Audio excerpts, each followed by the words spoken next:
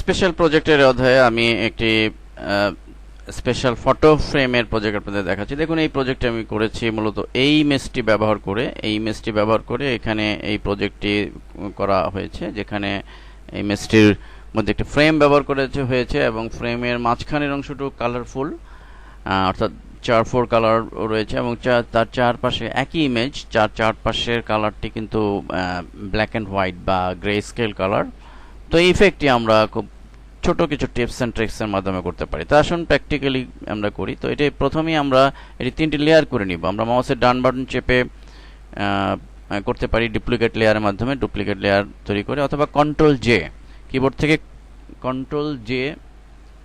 কন্ট্রোল+J press করলে automatically আরেকটি layer হবে। আমি কন্ট্রোল+J আরেকটি প্রেস করলাম, তাহলে আমার দুটি অতিরিক্ত লেয়ার হলো। এবার আমাদের যা করতে হবে, আরেকটি লেয়ার নিতে হবে, ক্রিয়েট এ নিউ লেয়ারে ক্লিক করে, অর্থাৎ এই লেয়ারটি ব্ল্যাঙ্ক। এখন এই লেয়ারের মধ্যে মূলত আমাকে এই ফ্রেমটি বানাতে হবে। তো এই ফ্রেমটি আমরা বানাবো এই লেয়ারের মধ্যে। তো এখন ফ্রেমটি বানাবো কিভাবে? ফ্রেমটি বিভিন্ন টেকনিকে আমরা বানাতে পারি। তো আমরা অ্যাজ ইউজুয়াল নর্মালি আমরা এই রেক্ট্যাঙ্গেল টুলটি ইউজ করেই এখানে করব। তো রেক্ট্যাঙ্গেল টুলটি সিলেক্ট করে আমরা ড্র করব ঠিক এই জায়গার মধ্যে। তো রেক্ট্যাঙ্গুলার টুল দিয়ে আমরা ঠিক এরকম একটি সিলেকশন ড্র করলাম। এরপরে আমরা যেটি করব, আমরা এখানে একটি ফিল কালার হোয়াইট কালার দিয়ে ফিল করে দেব। পেইন্ট বাকেট টুল দিয়ে আমরা এটিকে ফিল করে দিলাম। ওকে, তারপর আমরা যেটি করব, এই সিলেকশনটি আমাদের ভিতর থেকে, অর্থাৎ আমাদের প্রজেক্ট দেখে দেখে আমরা করব। প্রজেক্টটি কিন্তু মাঝখান থেকে এরকম কেটে নেওয়া হয়েছে। তো এটা আমরা বিভিন্ন উপায়ে করতে পারি। তো আমরা সহজ যে পদ্ধতিটিকে আমরা ইউজ করতে পারি এক্ষেত্রে, এবং সমানভাবে কাটতে হবে যেহেতু, আমরা সিলেক্ট মেনুতে গিয়ে মডিফাই এবং এখানে কন্ট্রাক্টে গিয়ে আমরা এখানে 12 রয়েছে, আমরা একটু বাড়িয়ে দিই, 14 দিই, 14 দিচ্ছি, দিয়ে ওকে বাটনে ক্লিক। কিন্তু এখানে একটি বিষয় আমাদের লক্ষ্য করতে হবে যে আমাদের এই প্রজেক্টে কিন্তু নিচের অংশটুকু একটু নিচের দিক থেকে একটু বড় করা হয়েছে, চারদিকে মোটামুটি সমান। তাহলে সেটি আমরা কিভাবে করব? তো সেটি এখন যদি করতে যাই, আমরা চলে যাব সিলেক্ট মেনুতে, এখানে ট্রান্সফর্ম সিলেকশন। তো ট্রান্সফর্ম সিলেকশনের মাধ্যমে মূলত আমাদের সিলেকশনকে ট্রান্সফর্ম বা বড় ছোট করা যায়। তো আমরা ট্রান্সফর্ম সিলেকশনটাকে একটু নিচে উপরের দিকে টেনে বড় করে দিব। তো বড় করে আমরা এখানে এন্টার প্রেস করলে সিলেকশনটি এরকম রইল। এর মানে হচ্ছে আমার এই সাদা যে হোয়াইট যে লেয়ারটি রয়েছে সেটির মধ্যে আমার একটি সিলেকশন তৈরি হলো। এখন আমি যদি কিবোর্ড থেকে ডিলিট প্রেস করি, লক্ষ্য করুন, তাহলে কিন্তু আমার অংশটুকু ফাঁকা হয়ে গেল, মুছে গেল। এবার কিবোর্ড থেকে কন্ট্রোল+D প্রেস করার মাধ্যমে, অথবা আমরা এই সিলেকশন টুলটি বাইরে ক্লিক করার মাধ্যমে ডিসিলেক্ট করে নিতে পারি। এরপর আমাদের এখন যা করতে হবে, এটার মধ্যে একটা ইফেক্ট দিব আমরা। সেটির জন্য আমরা চলে যাব এফেক্টসে এবং একটা ড্রপ শ্যাডো ইফেক্ট দিয়ে দিব, এবং ড্রপ শ্যাডো ইফেক্টে আমরা অপোসিটি একটু কমিয়ে দিব।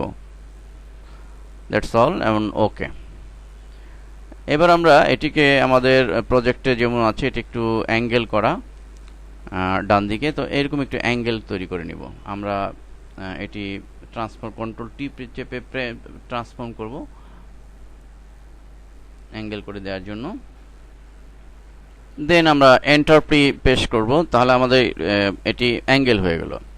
এখন বাকি রইল আমাদের প্রজেক্টের মতো করা, অর্থাৎ আমার মাঝখানে এই অংশটুকু কালারফুল করা এবং বাইরের অংশটুকু ব্ল্যাক অ্যান্ড হোয়াইট করা। তো সেটি করব। তো সেটি করার জন্য আমরা যে কাজটি করব, আমরা চলে যাব লেয়ার 1-এ, সিলেক্ট করব, লেয়ার 1 সিলেক্ট করব। দেন এখান থেকে আমি সিলেক্ট করব এই টুলটি, পলিগন ল্যাসো টুল। এই টুলটি সিলেক্ট করে আমরা একটু বড় করে নিতে পারি বোঝার সুবিধার জন্য। আমরা এখানে একটি ক্লিক করব এবং এইখানে ঠিক এক্সাক্ট এখানে ক্লিক করব, বর্ডার বরাবরই এই জায়গায় ক্লিক করব, অর্থাৎ ইমেজের বাইরে আমাকে অবশ্যই রাখতে হবে। এখানে ক্লিক করব, এখানে ক্লিক করব, একটু এদিক সেদিক হলে সমস্যা নেই। ক্লিক করে আমি সিলেকশন করে নিলাম। দেন আমরা যেহেতু এই কালার আমি এতটুকু সিলেক্ট করলাম, এবং এটির উপর যে কোনো ইফেক্ট দেওয়ার জন্য আমাকে আমার এই সিলেকশনের উপর যদি কোনো ইফেক্ট দিতে চাই, অবশ্যই ইফেক্ট অ্যাপ্লাই হবে। কিন্তু আমি চাচ্ছি যে আসলে এই সিলেকশনটি কালারফুল থাকুক, কিন্তু বাকিটুক ব্ল্যাক অ্যান্ড হোয়াইট থাকুক। আমার মনে রাখতে হবে আমার কিন্তু ইমেজ একটি, এই ভিতর থেকে যে ইমেজটি দেখতে পাচ্ছি বাইরে ইমেজ সেম ইমেজ। সো আমার একই ইমেজ, কিন্তু এখন সিলেকশনের বাইরের অংশটুকু আমি আমি সাদা কালো করতে চাচ্ছি। তাহলে আমাকে সিলেকশনের বাইরের অংশটুকু করতে হলে আমাকে ইনভার্স কমান্ডের ব্যবহার করতে হবে। আমরা সিলেক্ট মেনুর কমান্ডে ইনভার্স সম্পর্কে আলোচনা করেছি। ইনভার্স কমান্ড হচ্ছে সিলেক্টের বাইরের অংশে কোনো ইফেক্ট দেয়া। তাহলে আমরা ইনভার্স পাবো সিলেক্ট মেনুতে, ইনভার্স এখানে ক্লিক করলাম। দেখুন আরেকটি সিলেক্ট, এই সিলেক্টের বাইরে আরেকটি সিলেক্ট হয়েছে। এর মানে যে কোনো ইফেক্ট আমার কিন্তু এই সিলেকশনে পড়বে না, এই সিলেকশনের বাইরের অংশে পড়বে।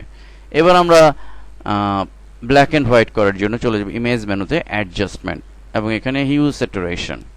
হিউ স্যাচুরেশনে গেলে আমরা স্যাচুরেশনকে, দেখুন আমরা স্যাচুরেশন কমিয়ে দিচ্ছি। তাহলে কি দাঁড়াচ্ছে, স্যাচুরেশন কমিয়ে দিলাম, দ্যাটস ওকে, এবং ডিসেলেক্ট করলাম এটি দিয়ে, কন্ট্রোল ডি প্রেস করে, দ্যাটস অল। তাহলে কি দাঁড়ালো, আমার কিন্তু এই ফ্রেমের ভিতরের ইমেজটুকু কালারফুল, কিন্তু বাইরের ইমেজটুকু আমার কিন্তু সাদা কালো।